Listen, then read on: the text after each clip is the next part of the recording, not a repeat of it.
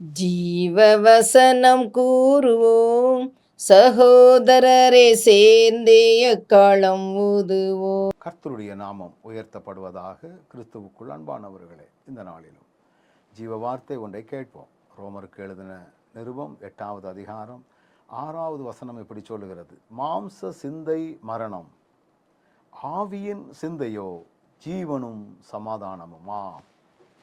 ஆணுடைய வார்த்தையை பாருங்க. மாம்ச சிந்தை மரணம்.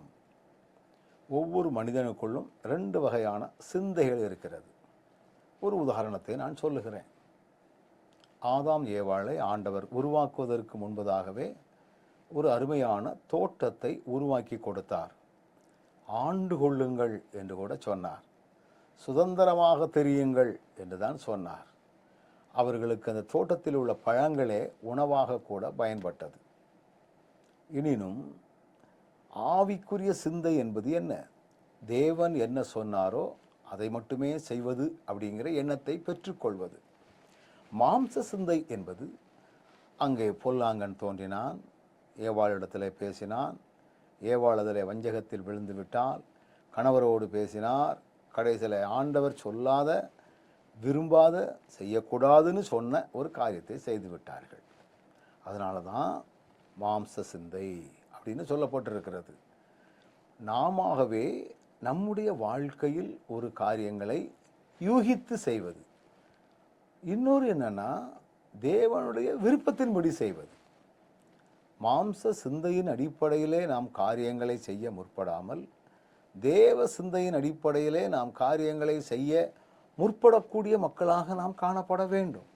அப்படி இருந்தோமே என்றால் அது மிகுந்த ஆசீர்வாதம் மிகுந்தது. அது அதிபயங்கரமான காரியங்களை நமக்கு செய்யக்கூடிய ஒன்று, நேர்த்தியான காரியங்களை நமக்கு செய்யக்கூடிய ஒன்று.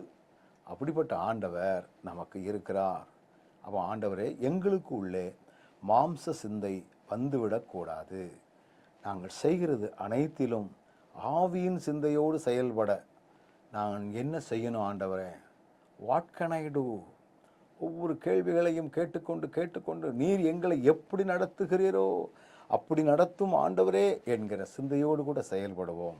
நிச்சயமாகவே ஆசீர்வாதமான வாழ்க்கை வாழுகின்ற பலனை ஆண்டவர் நமக்கு தந்தருளுவார். நல்ல ஆண்டவரே, மாம்ச சிந்தைக்கு நாங்கள் இடம் கொடாமல் ஆவியின் சிந்தையின்படி நாங்கள் வாழ்வதற்குரிய பலன் தந்து எங்களை வழி நடத்தும். இயேசுவின் நாமத்தில் ஜெபிக்கிறோம் நல்ல பிதாவே, ஆமென்.